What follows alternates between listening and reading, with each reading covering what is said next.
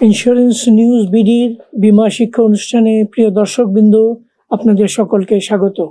আজকে আমরা বীমার একটি অত্যন্ত গুরুত্বপূর্ণ তত্ত্ব বা থিওরি নিয়ে আলোচনা করব।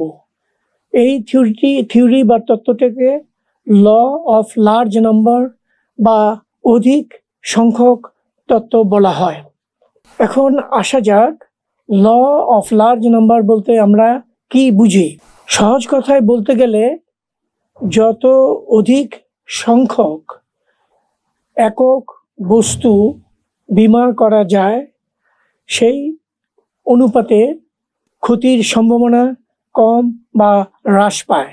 কয়েকটি উদাহরণের মাধ্যমে এটি পরিষ্কার করা যেতে পারে।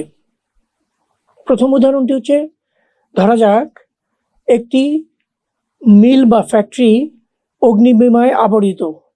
এখন যদি এই মিল বা ফ্যাক্টরিতে আগুন সংঘটিত হয়, তাহলে ক্ষতির পরিমাণ দাঁড়াবে শতভাগ। যেহেতু একটির মধ্যে একটিতেই অগ্নিকাণ্ড সংঘটিত হয়েছে, সেই কারণে এখানে ক্ষতির পার্সেন্টেজ হচ্ছে 100%। 2 নম্বর উদাহরণ থেকে বলা যায়, যদি দুইটি ব্যবসা প্রতিষ্ঠান অগ্নিবীমায় আবরিত থাকে এবং যদি একটি প্রতিষ্ঠানে অগ্নি সংঘটিত হয়, তাহলে এই ক্ষেত্রে অগ্নির পরিমাণ গিয়ে দাঁড়াবে 50%। অর্থাৎ দুটো ইউনিটের মধ্যে একটির ক্ষতি হয়েছে, সেই জন্য সেটির ক্ষতির পরিমাণ গিয়ে দাঁড়াবে 50%। এখন ধরা যাক অন্য একটি উদাহরণে, যে 4টি ব্যবসা প্রতিষ্ঠান অগ্নিবীমায় কভার করা আছে, তার মধ্যে যদি একটি প্রতিষ্ঠানে আগুন লাগে, তাহলে ক্ষতির পরিমাণ এখানে গিয়ে দাঁড়ায় 25%।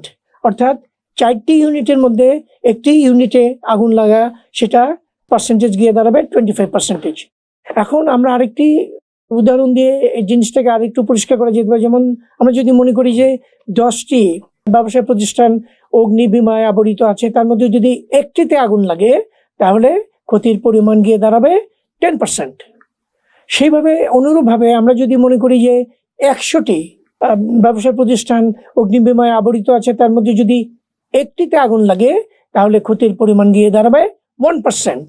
সেইভাবে একইভাবে যদি আমরা চিন্তা করি যে 1000টি ব্যবসা প্রতিষ্ঠান অগ্নিবীমায় আবরিত এবং কেবলমাত্র একটি প্রতিষ্ঠানে বা ইউনিটে অগ্নিকাণ্ড সংঘটিত হয়, তাহলে এখানে ক্ষতির পরিমাণ গিয়ে দাঁড়াবে 0.1%। তো এইভাবে আমরা যদি আরো উদাহরণ দিই, তাহলে দেখা যাবে যে যত বেশি সংখ্যক ইউনিট বীমা করা যাবে, ক্ষতির পরিমাণ প্রপোর্শনেটলি বা তুলনামূলকভাবে সেই হারে হ্রাস পেতে থাকে।